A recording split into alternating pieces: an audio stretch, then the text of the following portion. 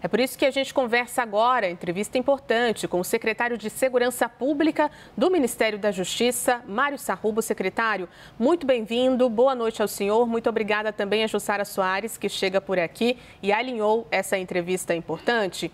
Vou começar fazendo a primeira pergunta, pensando nas modificações que foram feitas pelo senador Alessandro Vieira nesse texto. Ele propôs alguns ajustes, a criação de um novo tipo penal de facção criminosa, a criação de uma nova taxação sobre casas de aposta para reforçar a segurança pública. Como é que o senhor avalia que foi ajustado e modificado, pelo menos até aqui? Bem-vindo.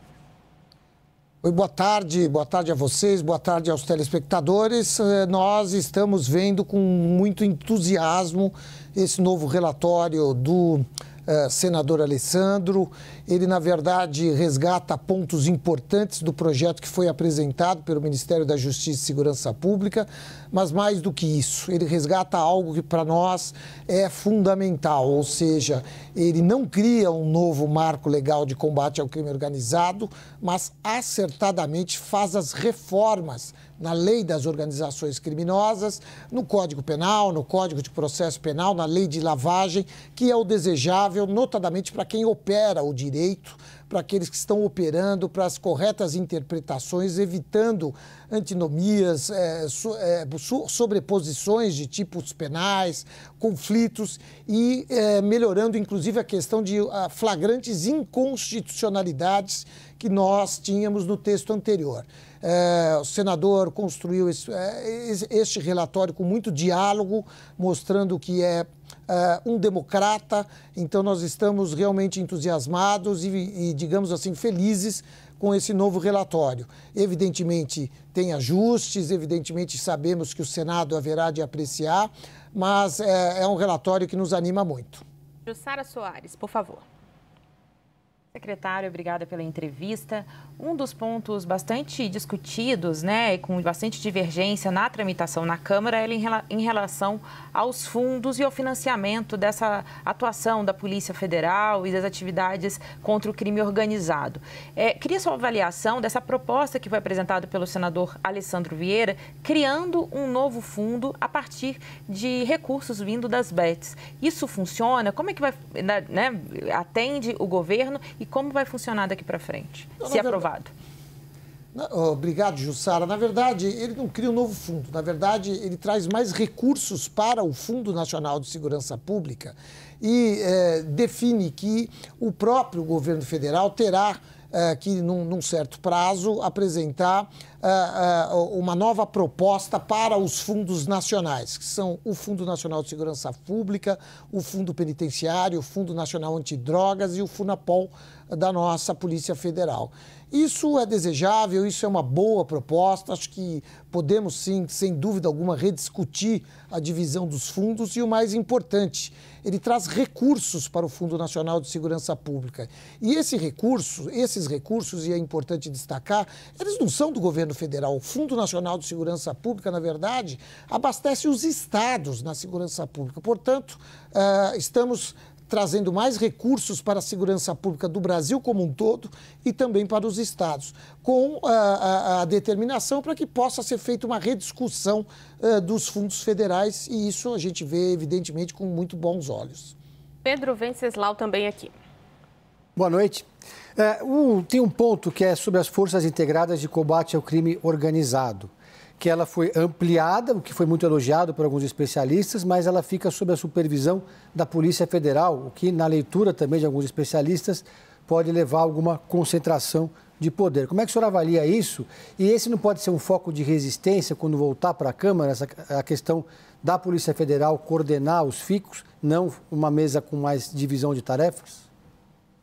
Olha, na verdade, as FICOS, elas já existem aí há alguns anos, elas são, sem sombra de dúvidas, um case de sucesso hoje no Brasil. A cada dia, eu recebo relatório das FICOS diariamente, a cada dia são 2, 3 4 operações nos 4 cantos do Brasil. E o mais importante, são operações integradas, portanto, são operações entre polícias federais, polícias estaduais, ministérios públicos estaduais, Ministério Público Federal. A questão da coordenação, ela é muito mais uma coordenação administrativa do que propriamente uma hierarquia da Polícia Federal com relação às outras agências envolvidas nas FICOS. Então, eu não vejo nenhum motivo para qualquer resistência, porque elas vão continuar funcionando e bem, como já funcionam hoje. E, na verdade, os grandes protagonistas são os policiais federais, os policiais estaduais envolvidos, os ministérios públicos. Eu sou entusiasta das FICOS e vejo com muito entusiasmo que elas possam se fortalecer. Existem propostas, o nosso diretor-geral da Polícia Federal, Andrei, tem proposta para novas FICOS especializadas. Então, é mais um aspecto que nos deixa entusiasmados. Não há motivo, na nossa visão, para nenhuma resistência, porque os protagonistas serão as forças envolvidas. E aí, os estados estarão ali também no centro decisório e como protagonistas de qualquer operação. Secretário, o senhor se mantém otimista com esse retorno para a Câmara dos Deputados? Porque o que a gente viu ali da movimentação política foi até uma rusga entre governistas e o presidente da Câmara, Hugo Mota, pela escolha de Guilherme Derrite como relator na Câmara, né? É claro que essa situação foi amenizada no Senado Federal, mas agora tem esse retorno, pode ter ali um movimento de resposta da oposição. O senhor segue otimista que esses pontos modificados no Senado vão passar por Guilherme Derrite e também a oposição? Olha, eu sou sempre um otimista. Eu acredito muito no Congresso. Eu acho que o Congresso, no final, sempre acaba atendendo às expectativas da sociedade brasileira. E o exemplo que foi dado agora no Senado, com um diálogo aberto, né? Eu mais uma vez cumprimento aqui o senador Alessandro, porque ele, assim que designado relator, procurou o Ministério da Justiça, mandou um ofício à Senasp em meu nome, pedindo que nós nos manifestássemos acerca do projeto. Ou foi feito um trabalho sob coordenação do ministro Lewandowski no Ministério da Justiça. Ele recepcionou essas nossas sugestões. Mais do que isso, esteve com o ministro Lewandowski, dialogou abertamente com o Ministério da Justiça, e é dessa forma que nós entendemos deva acontecer também na Câmara dos Deputados.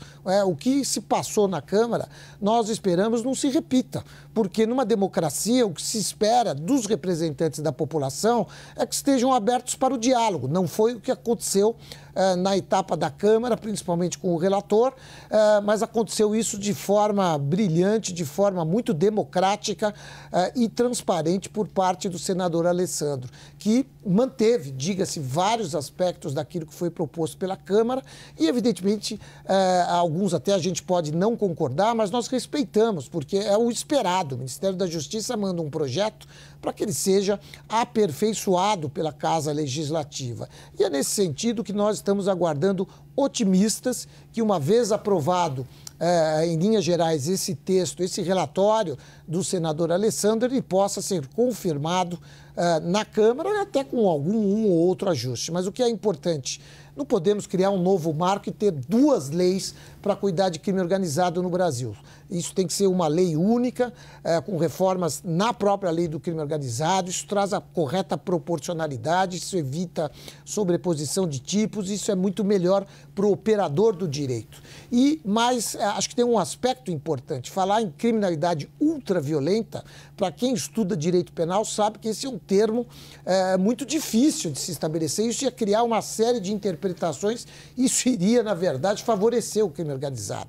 Quando a gente fala em facções e define o que é facção na lei penal, fica mais fácil de se punir, fica mais fácil da população entender o que é proibido, portanto, não realizar a conduta, porque esse é o objetivo da lei, para que a população entenda e não realize aquela conduta para que não sofra as penas. Então, estamos sim entusiasmados, acreditamos na Câmara, acreditamos na democracia.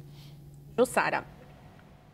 Secretário, além do PL antifacção, que agora está no Senado, tem a expectativa de avançar com a PEC da segurança na Câmara. Qual que é a sua expectativa em relação a essa tramitação, ao relatório que será apresentado pelo deputado Mendonça Filho e como está a interlocução com o relator deste projeto, né? Lembrando, né, como foi, inclusive, a dificuldade do PL de antifacção. Olha, o relator Mendonça Filho sempre foi muito solícito com o Ministério da Justiça, nos convidou para ir lá. Vários integrantes do Ministério da Justiça estiveram lá na comissão, dando seus depoimentos, ouvindo as críticas necessárias, porque isso tudo é muito importante, tendo a oportunidade de dialogar. Eu mesmo fui convidado, mas uma questão de agenda, uma viagem, não consegui atender aí a demanda, o que me deixou, inclusive, triste, porque eu gostaria de ter ido. Então, o senador Mendonça tem sido muito democrata e a nossa expectativa é que venha um relatório positivo. Sabemos que está aí já em discussão esse relatório final, parece que com as lideranças hoje no Congresso Nacional, e a nossa expectativa é igualmente positiva. Claro, não é o texto que nós mandamos, acho que o ministro Lewandowski também não tem essa expectativa, ele sempre foi o primeiro a dizer que é uma proposta que se manda ao Congresso para que o Congresso possa fazer os aperfeiçoamentos, os ajustes necessários. A expectativa é positiva. Lembrando que a nossa expectativa é uma PEC estruturante do sistema de segurança pública. Não é uma PEC voltada a tipos penais, a regimes prisionais, etc. e tal. Vamos aguardar, mas a nossa expectativa é positiva. Você acha que dá para votar ainda esse ano, secretário? Aí é o tempo do Congresso Nacional. O Congresso Nacional tem o seu tempo próprio, as lideranças é que se entendem. Nós esperávamos que a PEC fosse votada ainda este ano. Esse era o desejo do ministro Lewandowski, do Ministério da Justiça, de maneira que a gente costuma ver muito esforço concentrado. Todos os anos a gente vê esforço concentrado da Câmara, do Senado, do Congresso, nesses últimos dias do ano legislativo. Quem sabe? A nossa expectativa é positiva. Pedro? Secretário, alguns setores da direita querem incluir na PEC da Segurança Pública um referendo para prisão perpétua no Brasil. Como é que o senhor avalia essa proposta? Com muita preocupação.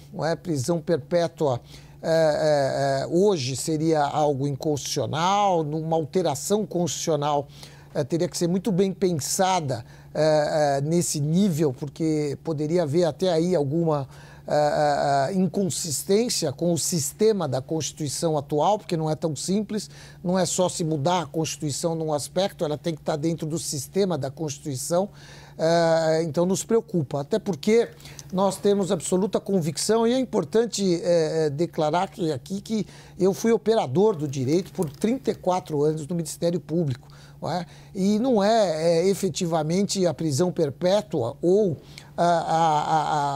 penas muito altas que vai resolver o problema da criminalidade do Brasil. Nós precisamos ter muito mais certeza de que a pena será cumprida do que propriamente de uma pena extremamente alta, Esse é o nosso pensamento, esse é o pensamento do Ministério, do governo como um todo. As penas muitas vezes precisam ser ajustadas, nós mesmos fizemos propostas num projeto antifacção com penas mais altas, mas prisão perpétua não é algo que se apresente como viável na nossa visão. É algo, mais uma vez, populista e que não se amolda àquilo que nós entendemos como deva ser uma política de segurança pública, sempre lastreada em evidências, sempre lastreada às melhores evidências, porque a pena ela tem que servir para reprimir o crime,